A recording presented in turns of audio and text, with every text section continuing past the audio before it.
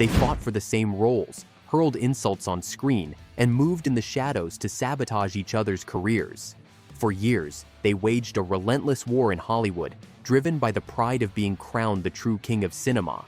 From Rocky and Rambo to Terminator and Predator, Sylvester Stallone and Arnold Schwarzenegger didn't just conquer the big screen, they built colossal parallel legacies that defined action cinema for over 3 decades. Every movie they released was a direct message to the other. Here's my answer to your success. Their first face-to-face clash happened at the 1977 Golden Globe Awards, where they were seated at the same table. That night, Rocky, written and starred in by Stallone, collected nomination after nomination without winning a single trophy. Meanwhile, Schwarzenegger took home the award for Newcomer of the Year for Stay Hungry, and wasted no chance to openly mock Stallone's repeated defeats. But revenge came quickly, and in style. When Rocky finally won Best Picture, Stallone, filled with pride and barely contained rage, stood up and hurled a bouquet of flowers straight at Schwarzenegger. For many, it was just a mischievous prank. For them, it was a loaded message, the beginning of a fierce rivalry. The declaration of an open, ruthless, and relentless war to dominate the top. Arnold Schwarzenegger didn't become the face of action cinema until his role in Conan the Barbarian, a part for which Stallone was originally considered. Everything changed, however, when producers saw Arnold in the documentary Pumping Iron and decided he was the ideal Conan, a perfect blend of raw strength and commanding presence. This was one of the first direct duels over the same character, kicking off a battle for roles that would intensify over the years. Director John Milius wanted a hero who was not only muscular, but also fast and agile. So Arnold put himself through a grueling 18-month training program, losing 30 pounds and adding extreme exercises like rope climbing, pressured swimming, and horseback riding to sculpt a leaner, more versatile physique. With no stunt doubles able to match his size, Arnold performed all his dangerous scenes himself. Years later, when Arnold triumphed with Commando, he didn't hesitate to criticize Stallone for using doubles to show his muscles in close-ups. But Schwarzenegger would find his perfect other self in Peter Kent, a huge stunt double who began as a stand-in on the Terminator and with whom he formed an alliance that lasted more than a dozen films. Over time, the tension and rivalry grew, and questions began to surface. What will be my rival's next hit that I'll try to crush? Who has the bigger box office draws? Who does the audience cheer for more? What else can I do to claim the crown as the king of cinema? Rambo wasn't born to create a new genre. It almost destroyed Stallone's career. But it was a risky, intense gamble with the purpose of dethroning his greatest rival at the time. The original version of First Blood was a marathon of over 3 hours that even led Stallone to consider buying back the film just to bury it. The cut was slow, heavy, and unappealing to the traditional action audiences of the 1970s. For Stallone, who at that point was in the middle of his race to be crowned #1, it was a true bucket of cold water. After rethinking how to improve the film, First Blood completely changed the rules of the game. Action was no longer just explosions and frantic chases like Bullet or The French Connection. The real magic happened when a radical edit cut the runtime down to just 93 minutes, focusing the entire narrative on Stallone's physical expression and silent presence. First Blood introduced a hero with visible wounds, a tormented and taciturn warrior who told his story through every look, breath, and movement. By accident, or genius, this film became the blueprint for modern action cinema, opening the door to the wave of violent and emotionally charged blockbusters that would dominate the 1980s. But Arnold quickly took note of this success and prepared to strike back. During those years, the battle between Stallone and Schwarzenegger wasn't just personal, it was an all-out duel of physical might and cinematic firepower. Stallone took the lead with the raw, brutal tone of Rambo, as mentioned earlier. But Arnold raised the stakes, bigger guns, explosions that could be seen from space, and enemy counts that doubled any previous standard. The rivalry turned into a competition to see who could win the most acclaim on screen, and a relentless contest over who delivered the most ruthless action scenes. An unwritten rule seemed to exist. If Stallone mowed down 15 enemies, then Arnold had to unleash fury on 45 or more. If Stallone pulled out a machine gun, Arnold had to show up with a rocket launcher to overshadow it. Rambo. First Blood. Part 2 marked a paradigm shift, an over-the-top, visceral, and bloody spectacle, leaving behind the subtlety of the first film, where Rambo didn't even directly kill a single cop or soldier. The action escalated, but so did the intensity and danger in every scene. Who faced the greatest dangers and risked the most in the name of spectacle? Behind the dazzling scenes and explosions, Sylvester Stallone and Arnold Schwarzenegger endured perils that went far beyond any action script. Both came face to face with the cruelest side of their careers, accidents that nearly cost them their lives and sacrifices that forged their legend beyond the screen. Stallone suffered multiple injuries during the filming of Rambo and Rocky, some so severe they jeopardized the very continuity of the films. At one point, his lungs collapsed after years of extreme training and taking real blows on set, forcing him into a painful recovery while production pressures mounted. Arnold was no exception. During Conan the Barbarian, he was attacked by a dog that dragged him from the rocks into a thorn bush, leaving wounds that required 12 stitches. Just another blow in a production where toughness was felt in every scene. His body bore countless scars from stunts performed without doubles, falls from great heights, real fights with stunt performers, and bone-breaking risks. Even in The Terminator and Commando, he pushed himself to extreme limits, showing an extraordinary level of commitment in the name of spectacle and authenticity in every shot. These near-death moments, soaked in sweat and blood, not only solidified their image as invincible heroes, but also revealed the truth. Action cinema wasn't just spectacle, it was real sacrifice, carved into every frame. Those sacrifices marked the difference between just another performance and the creation of an eternal myth.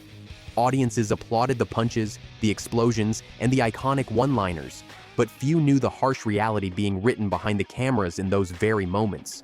Stallone quickly realized that fighting only with muscles, size, and screen presence meant losing against Schwarzenegger, the unstoppable colossus, the man who seemed to have steel skin and could slay dragons with just a smile and a bruise. That's when his secret strategy was born: vulnerability as strength. Stallone created heroes who truly bled, who took devastating hits, who fell, but rose again with the fury of a warrior who refused to surrender. He wasn't the strongest nor the most invincible, but he had something Arnold could never fake: heart and grit in every punch and every broken breath. While Arnold shook the ground with massive explosions and overwhelming muscles, Stallone conquered audiences with vulnerable characters, wounded men who fought against impossible odds. At this point, everything was part of a calculated plan. Which style would best serve me to win this battle? Stallone understood it perfectly and executed his master plan flawlessly. But, as always, Arnold didn't sit idly by. Their surveillance of each other's moves was relentless, and the industry rubbed its hands in delight. Each man forced the other to improve, to reinvent himself, and to give it all in a rivalry that surpassed any scale of competition. But in the next chapter, we'll see what both protagonists did when the tension and rivalry reached their breaking point. And it might just surprise you. When the rivalry hit its peak, it wasn't just about acclaimed movies, the biggest explosions, or the bloodiest massacres. It was also about dark strategies and silent sabotage. Schwarzenegger, upon realizing the disaster that was the script for Stop, or My Mom Will Shoot, found the perfect opportunity to deliver a low blow to Stallone. With cunning precision, Arnold and his agent pretended to show great interest in the project, knowing full well that Stallone's competitive nature wouldn't allow him to resist. The rumor that Arnold was praising the script spread like wildfire and immediately set off alarms within Stallone's camp. Suddenly, the pressure became unbearable. Desperate, Stallone contacted the director, fought to secure the role, and hastily signed, only to find himself trapped in a comedy, ridiculed by both critics and audiences. It was a failure that left deep scars on his career. Meanwhile, Arnold sat back, watching his masterstroke pay off, laughing as Stallone humiliated himself on screen. It was the ultimate confirmation that, in this game of titans, psychological warfare and misinformation could be just as deadly as any punch or explosion. The battle between Stallone and Schwarzenegger wasn't just fought on sets or in the media. It also unfolded subtly and sharply within their films. Each one loaded their movies with disguised digs and jokes that fans quickly recognized as direct shots at their rival. In Rocky IV, Stallone had no qualms about creating a villain with a thick foreign accent, superhuman strength, and an almost robotic appearance. an unapologetic mockery of Schwarzenegger and his image of massive muscle and steel-hard toughness in Terminator. Arnold, of course, didn't stay silent. In Twins, he delivered one of the most obvious jabs by showing a poster of Rambo and proudly flexing his much larger biceps, making it clear who had the real physique. Some fans wondered if that was the moment when the battle of size was officially declared. Stallone fired back with irony in Tango and Cash, where he nicknamed one of his cellmates Conan the Barbarian before using him as a punching bag and smashing his face against the prison wall. Come here! I want to talk to you! Hey, punk. When I get out of here, I'm gonna tear you a new ass. You know Captain Dynaball here? Yes! Yes! I loved you in Conan the Barbarian! A clear reference to the saga in which Arnold was the undisputed star. The back and forth continued in Stop, or My Mom Will Shoot, when Estelle Getty points a gun and says, "I'll be back," the iconic Terminator catchphrase. Stallone, visibly annoyed, rolled his eyes and muttered under his breath, "That's his line, not the cops." A simple but scorn-filled response to Arnold's signature character. In Demolition Man, Stallone didn't miss the chance to show his disdain when he discovers that Schwarzenegger is the president. Reacting with such palpable disbelief, it was as if he were saying, "Seriously? Is this real?"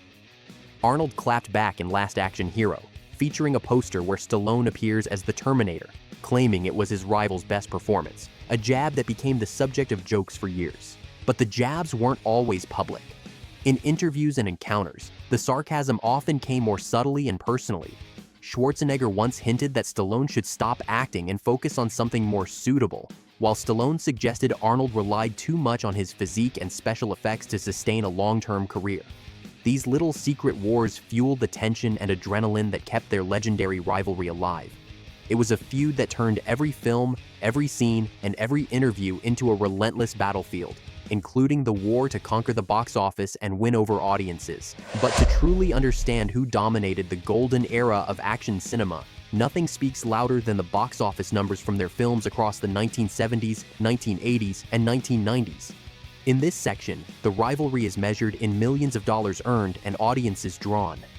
In the 1970s, Sylvester Stallone laid the first stone with Rocky, which was not only a critical success, but also a box office phenomenon that launched his career to a whole new level. Arnold was still relatively unknown at the time, focused on bodybuilding and taking his first modest steps into film. In the 1980s, the showdown escalated to epic levels. Stallone dominated with the Rocky and Rambo franchises, while Arnold conquered audiences with Conan the Barbarian, The Terminator, and Predator. Rambo. First Blood Part 2 grossed over $150 million in the US alone, while Terminator 2, released in the 90s, shattered records with more than $500 million worldwide. During this period, Schwarzenegger outpaced Stallone in global releases, thanks to his high-budget films and groundbreaking special effects. In the 1990s, although Stallone continued with hits like Demolition Man and Cliffhanger, Schwarzenegger ruled the box office with blockbusters such as True Lies and the Terminator sequel. This battle in numbers shows that the two actors didn't just compete on screen. They mobilized massive audiences, shaped popular taste, and influenced the very economics of cinema for 3 decades. The rivalry between Stallone and Schwarzenegger reached such a dark point that it spilled beyond the screen. In 1988, the tabloid News of the World accused Schwarzenegger of sympathizing with the Nazis, referencing his father's ties to the party. Years later, journalist Wendy Lee admitted that her source was none other than Stallone himself, who even covered her legal expenses when Arnold sued her.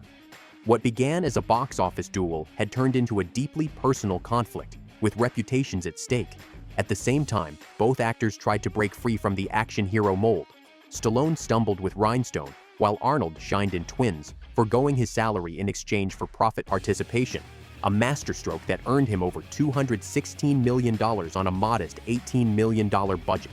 Stallone doubled down with Oscar and failed again, while Arnold countered with Junior, a bold gamble that divided critics but succeeded at the box office and even earned him a Golden Globe nomination. The lesson was clear. Arnold knew how to reinvent himself. Stallone did not, at least not yet. By the early 90s, the fire between them began to fade as they found common ground beyond cinema. Together with Bruce Willis and Demi Moore, they co-founded Planet Hollywood, a chain of themed restaurants that took them around the world and ultimately forged a genuine friendship. Arnold even declared that Stallone was a great human being and recalled how they became inseparable. With the new millennium, the action empire they had built started to crumble, and audiences demanded something fresh. Schwarzenegger turned to politics, seeking a new battlefield as the governor of California. Stallone, though initially reluctant, supported his campaign, encouraged by his wife, and their bond grew stronger through the process. Eventually, both returned to what they did best, stepping back into the roles that made them legends. Fans finally got the reunion they had long awaited, appearing together in The Expendables, with Arnold taking on a larger role in the sequel, and later co-starring in Escape Plan. By then, however, their prime had passed. Escape Plan was a routine, forgettable film, a missed opportunity that came too late. What began as a fierce rivalry of egos, muscles, and box office numbers ultimately evolved into a profound mutual respect between two Hollywood titans. Both acknowledged that their competitive spirit pushed them to work harder and aim higher. Stallone saw in Arnold a true rival who forced him to improve. Arnold admired Stallone as the benchmark to beat, whether in weapons, stunts, or roles. The success of one fueled the ambition of the other, and their shared legacy remains indelible. Now it's your turn. Who do you think won this war? Who truly dominated the genre? Let me know in the comments. And if you want to uncover the darkest and most intense secrets behind Rocky III, real punches, hospitalizations, and untold moments from the set, you can't miss this video, where the truth behind the making of this iconic film will finally be revealed.